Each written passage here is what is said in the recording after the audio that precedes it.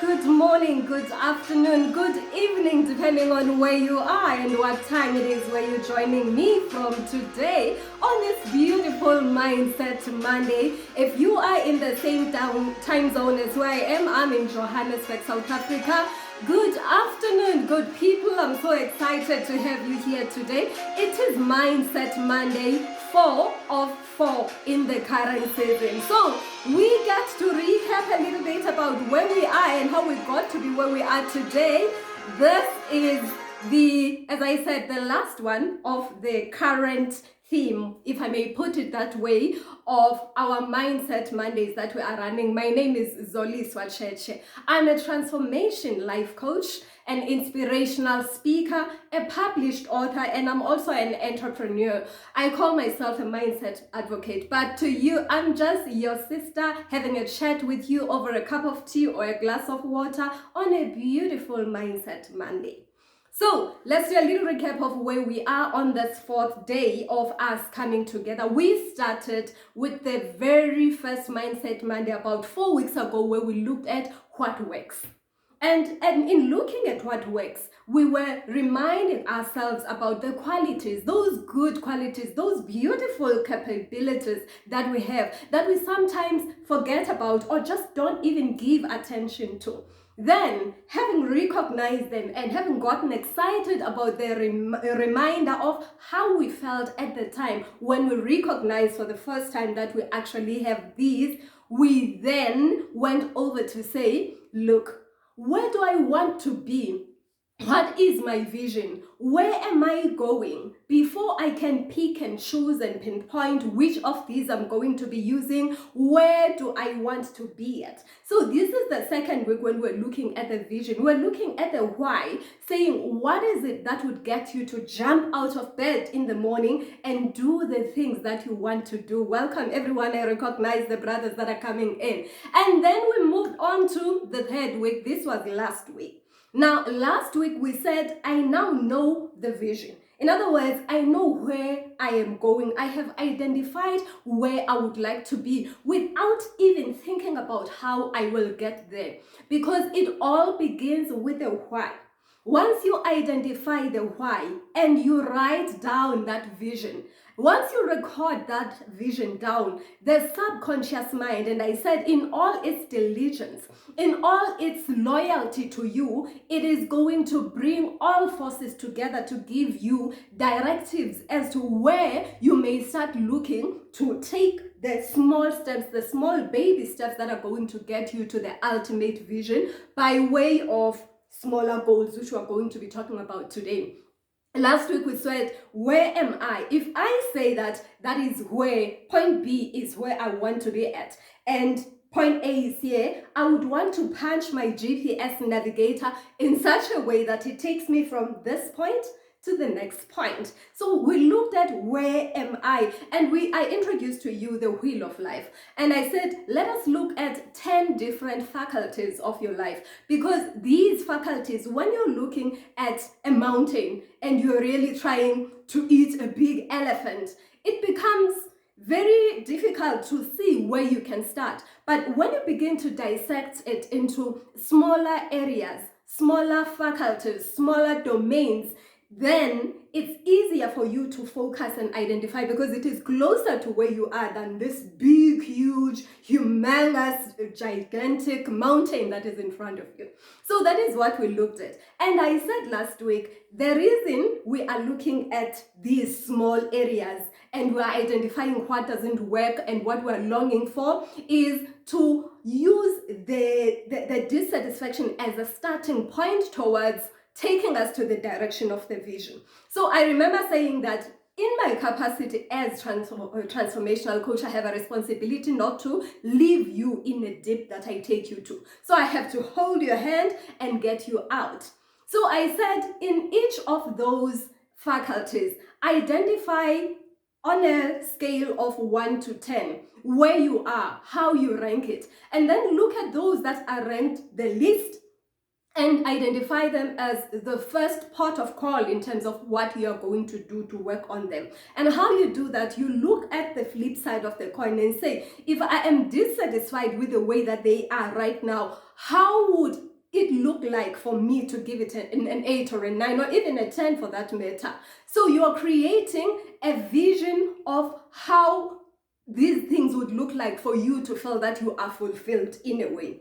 Now, let's assume that you have done the right thing, and the right thing is to take action. I do acknowledge that there are so many things that we're busy with, but your life is the most important thing to you, and nobody else is going to take care of your life better than you would. Because if you are an adult, if you are able to be part of our message or our meeting today, then it means that you are an adult, and therefore you have a responsibility to do things yourself. Because if you don't do them yourself, they may not happen, or they may not happen to the satisfaction of the outcomes that you would like to set for yourself. So I want to believe that you do the right thing, and the right thing in this instance would be to take action. Have a piece of paper or any form of recording mechanism that is going to allow you to go back to what we're talking about, and with the inspiration that you have at the time, you then pinpoint and identify the steps that you are going to take so that you can move from where you are to the next level in that specific given aspect of your life.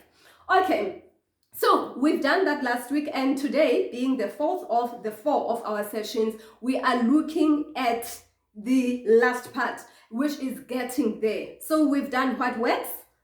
Second one was, where am I going? Or where do I want to be? Or what do I want? The third one was, where am I right now? And the fourth one that we're talking about is, how do we get there? Getting there. So the transformational benefit for today's session is basically to introduce to you a model on how to set achievable goals. When you've identified where you are and where you would like to be, how do you get there? Setting goals that are achievable. Anybody can set goals, but not everyone sets achievable goals. And I'm going to give you a secret to setting goals that are achievable. Let me tell you one of the stories that I have. This is before the age of 11. I was still very young, living with my grandmother and my grandfather in Port Elizabeth. As it would be the case in almost every family, especially with old people, they would have what is called indonga. This is a song that they have that they would sing before the prayer, or they would sing when they want to connect to their higher power, whoever or whatever or whichever the higher power that they believe in is. So my grandfather had this song, Njengebhadi libadula, meaning as a deer pants towards a stream of water. And we would sing this song before the prayer at night time. And when it's my grandmother's turn to pray, she had her own intro. And I've noticed that my mother has also followed suit and adopted that intro. And it was Njengexhama litsalela emfuleni wamanzi, meaning as a deer pants towards a stream of water.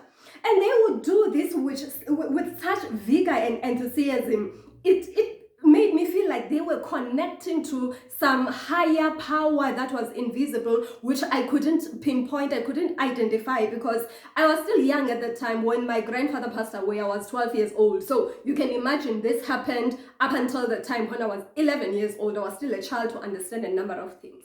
But I wanted to understand what this feels like by connecting to it. And for me, being a visual type of a person that I am, we all have different ways of connecting with pieces of information. Some are auditory, some are kinesthetic. I'm more of a visual person. I want to see it, and then I connect more to it when I've seen it, because I give it my own interpretation.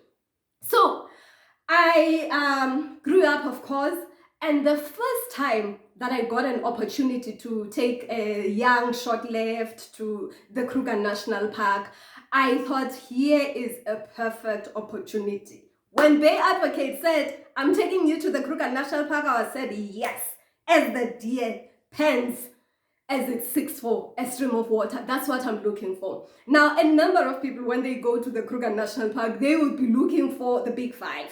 Yes, I saw 4 of the big 5, but For me, what stood out in that experience the first time that I went there was when I saw a deer. And now there are different types of animals that fall within what is called a deer. The first time when I saw them, they were a group, a cluster, and they were running away from an animal because they are eaten, they are a prey. And I noticed as they were running away that there is a leader that would be running in front, and the others would step exactly where the leader has stepped. And the guide told us that, the guide that was our tour guide told us that this is a practice to ensure that if there happens to be some kind of a trap on the path that the deers are running on, they would be safe, because if the leader has managed to get through, then if they follow on the same steps, then they would be walking at exactly where the leader has managed to salvage them. So that's how it works. Now, I also saw what got me excited, a deer on its own. This deer knows that it is fragile, and if it is on its own, it would be easy for it to be prey to an enemy.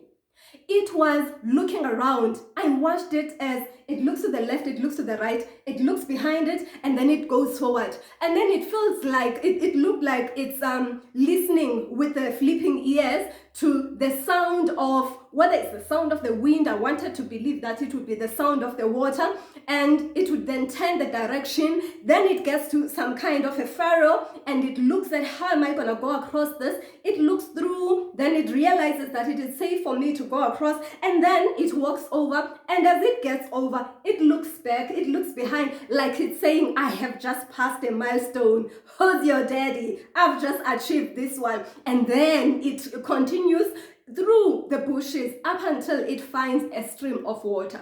During that time, you would hear the sound on the throat that it is really thirsty. It does not consider the enemy as the greatest of the worst things that can ever happen to it at that time. All that it is concerned about is, I have to find a stream of water right now, and all that my attention is on finding that stream of water. That was so, for me, that was deep. It was so profound, because I realized that when you have something that is very important to you, when you have something that you value the most, when you have something that you want to achieve with all your heart, there's not even a single enemy that intimidates you. You go for what you are looking for, and all else you will see when you get there.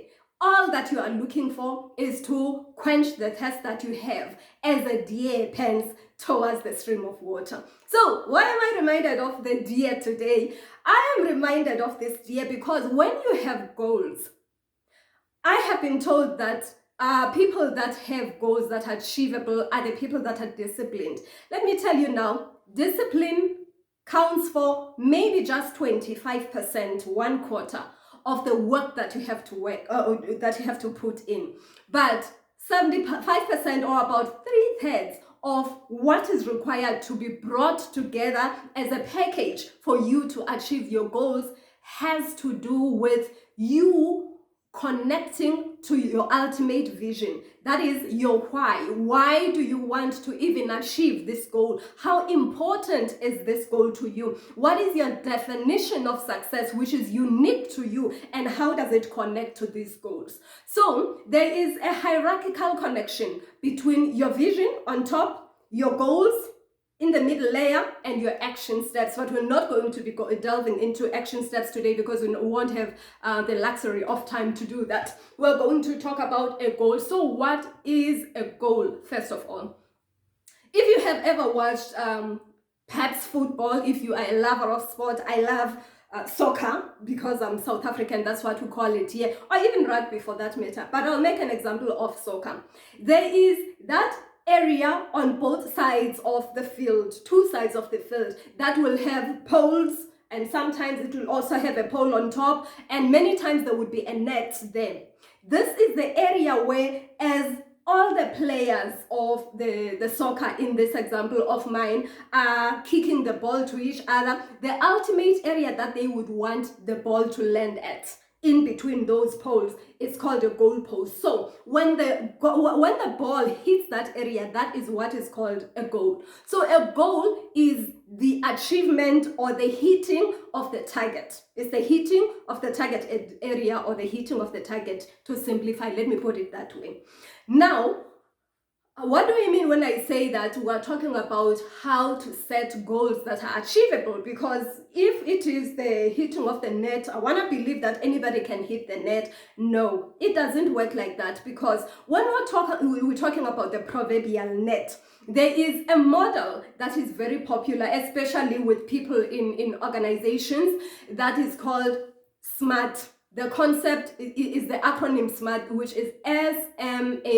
It stands for specific, measurable, attainable, realistic or relevant, and time-based or time-bound. So this is the model. It is said that for you to set goals that are achievable, you need to follow this model. So they must be specific, they must be measurable, they must be attainable, they must be relevant or realistic, and they must also be attached to some form of time frame.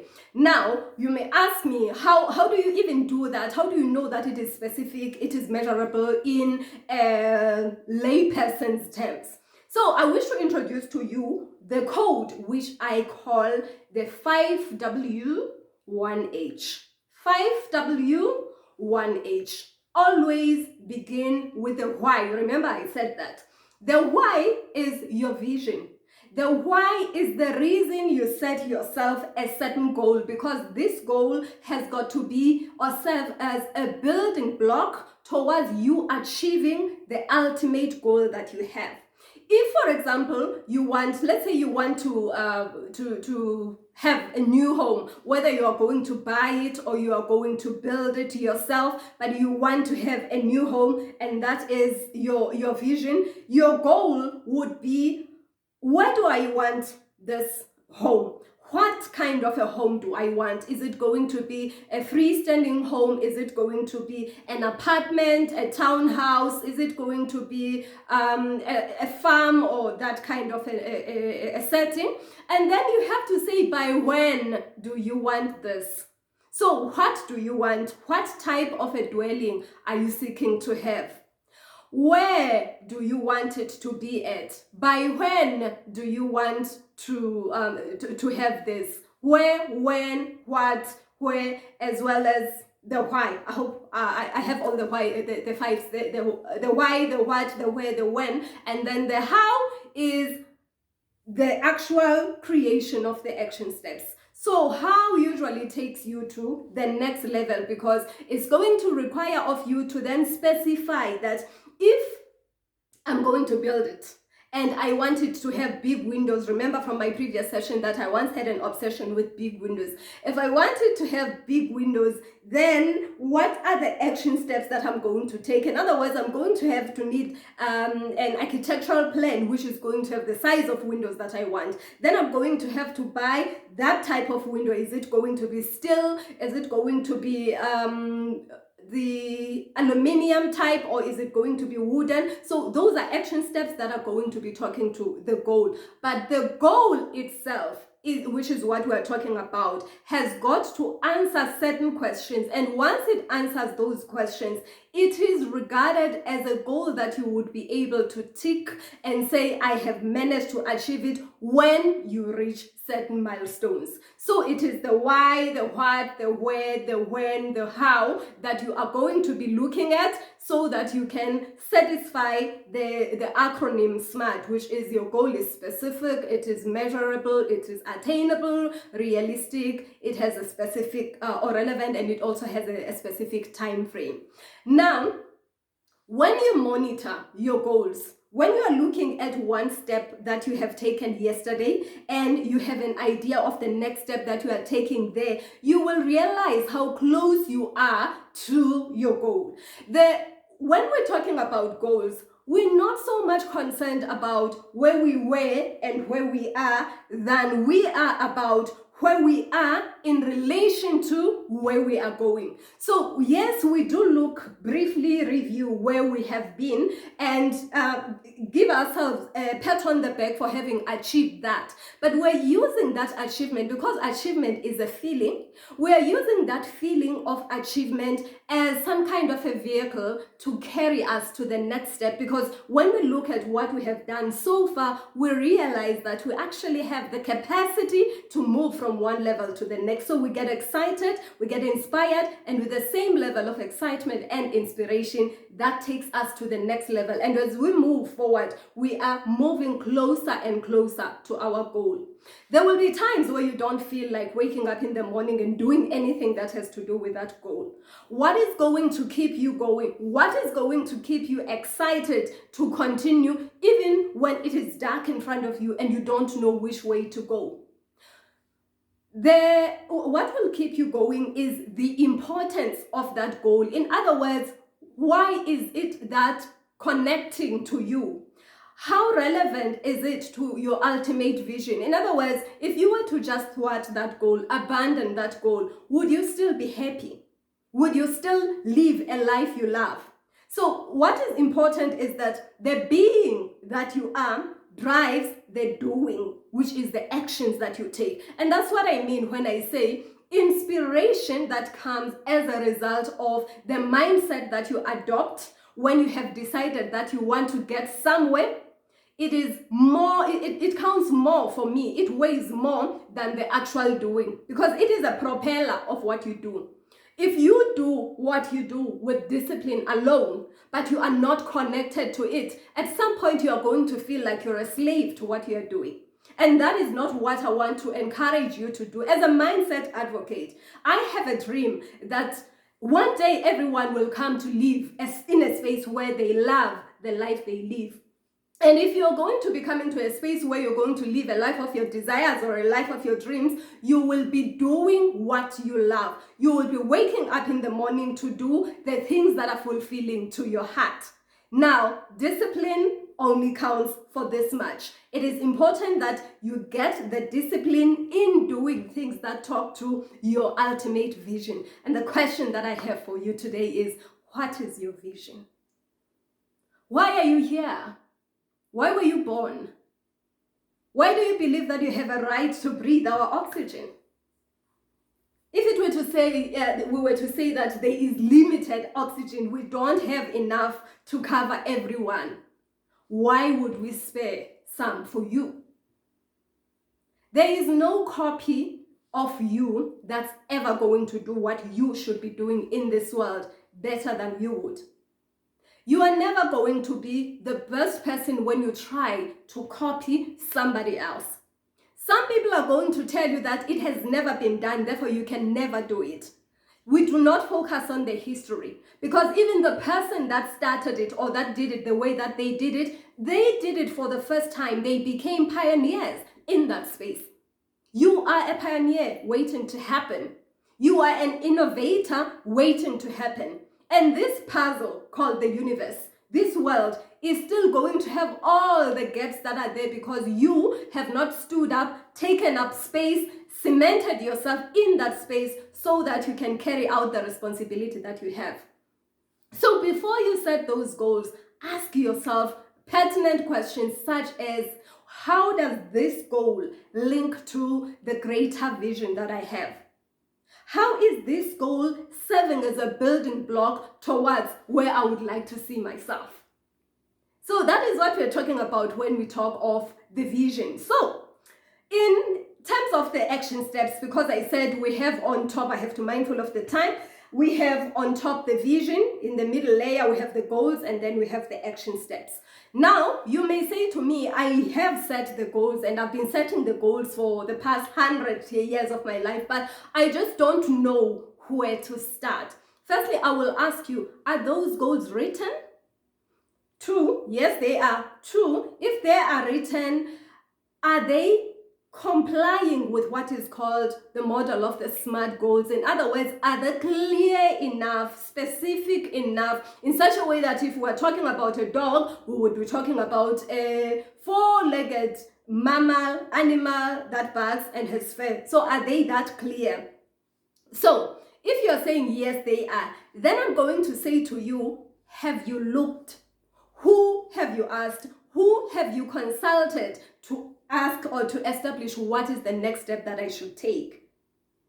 If you look around where you are right now and count how many red items there are, probably you would notice, I can see already that there are a number of red items that I wasn't even aware that they are present in the studio that I'm at now.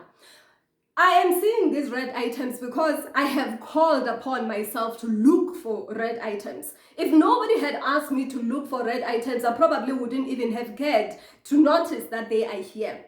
When you write your vision down, when you write your goals down, you are bringing a call or a request out there to the universe, whoever you call it, the external power perhaps, or the internal power that provides you with guidance.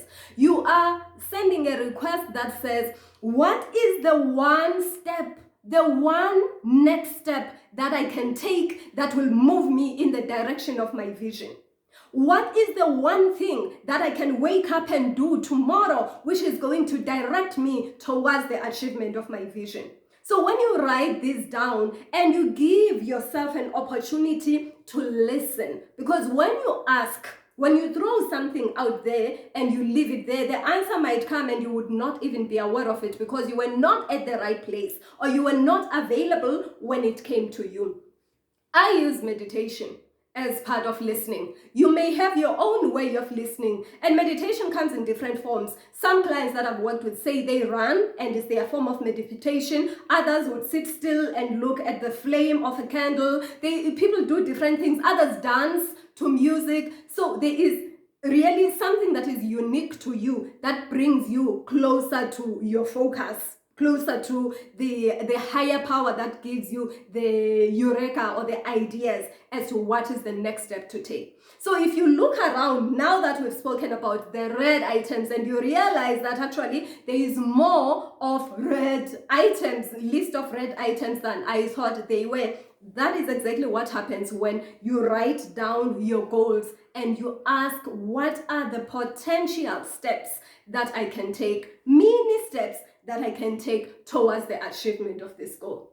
So that is basically what we do. In summary, today we have covered how to set goals that are achievable. And I said we use the SMART model: specific, measurable, attainable, realistic, and time-based is the model that we use. So our goal must satisfy all of those. And once we have a goal that is clear, we then set ourselves action steps. And if you don't know which way to go in terms of setting your action step, remember that we say, red items, I did not know, I wasn't aware that they were here up until now. And now that I'm looking for it, I find a corner in my life, I find a space in my life where I'm going to be doing the listening to the answers that are based on the questions that I would have thrown out there. This is Zoliswa Cheche, your Mindset Advocate. It is the fourth of the 4 sessions of Mindset Advocate of this season, and I'm so excited to have you here. I can acknowledge everyone that is here, and I trust that you're going to take this information and allow it to inspire you to transform your life by taking action. I'm looking forward to have you in the 2nd season, which will be coming soon. I don't know which Monday I will be hearing from the team. Yes, Jim? Okay, so they say we will be notifying you in due course as to when it's coming. I'm coming to you and telling you all of these things so that we can grow together, because what I want for myself, I want for everybody. Goodbye.